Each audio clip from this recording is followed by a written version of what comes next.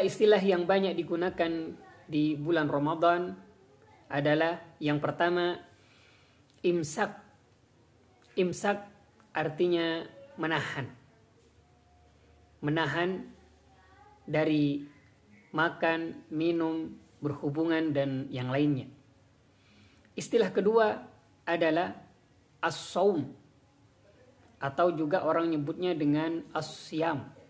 As-saum artinya imsak, yaitu menahan atau berpuasa. As-saum atau as-siyam memiliki makna yang sama, tapi ada yang membedakan. Kalau siyam adalah menahan dari makan, minum, dan hubungan seks yang terkait dengan zahir. Sedangkan saum menahan untuk tidak berbicara hal-hal yang kotor, yang tidak baik, meskipun ini tidak membatalkan puasa, tapi membatalkan pahala puasa. Kemudian istilah berikutnya adalah takjil. Takjil arti bahasanya adalah bersegera. Bersegera apa? Bersegera untuk berbuka kalau dalam puasa.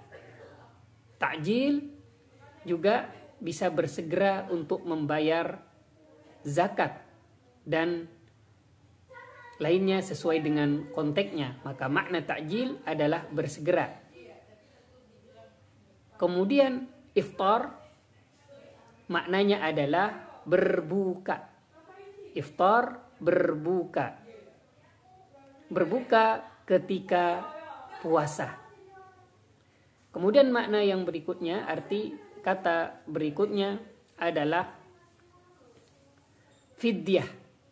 Fidyah maknanya adalah tebusan, menebus. Menebus apa? Menebus kesalahan-kesalahan sebelumnya yang telah dilakukan. Dengan apa? Dengan beberapa ketentuan yang ada di syariat.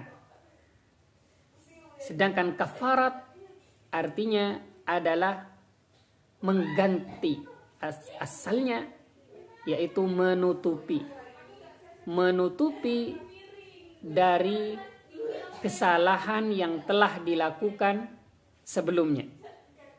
Misalkan melakukan hubungan suami istri di bulan Ramadan, maka harus membayar kafarat menutupi kesalahan-kesalahan ini dengan apa? Puasa 2 bulan dan beberapa ketentuan lainnya. Kemudian istilah yang lain yang banyak digunakan adalah nuzulul Quran. Kita maknai dengan turunnya Al-Quran. Ada perbedaan di dalam Al-Quran dalam menggunakan kata nuzul ini. Ada tanzil yang nazzala yunazzilu tanzilan. Ada anzala yunzilu inzalan. Kalau menggunakan anzala yunzilu, inzal, anzala yunzilu, maka turun secara langsung dari Lauh Mahfuz ke Baitul Izzah. Sedangkan tanzil adalah tadrijian, pelan-pelan, tidak secara langsung. Ini turunnya dari Baitul Izzah kepada Rasulullah sallallahu alaihi wasallam, bertahap.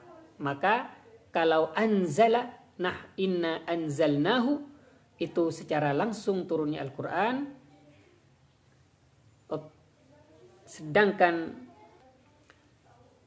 turun dengan bertahap, yaitu sekitar 22 tahun kepada Rasulullah sallallahu alaihi wasallam. Kemudian istilah tadarus, ini dari dars, belajar. Kalau tadarasa, ya tadarus, saling belajar. Apa saling belajar? Ada yang menyimak, ada yang membaca, atau ada yang mengkaji, mendengarkan, atau saling mengkaji. Ini yang kemudian disebut dengan tadarus, tadarusul Quran. Kemudian istilah lain yang banyak digunakan adalah qiyamul lail. Apa qiyamul lail? Qiyam artinya bangun dengan sungguh-sungguh, melakukan dengan sungguh-sungguh, mendirikan dengan sungguh-sungguh. Qiyam al-lail, malam hari.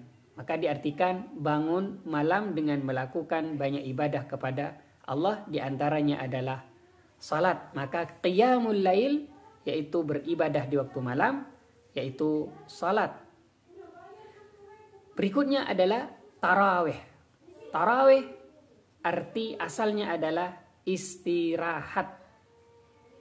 Istirahat dari salat 2 rakaat, 4 rakaat, istirahat, kemudian 4 rakaat.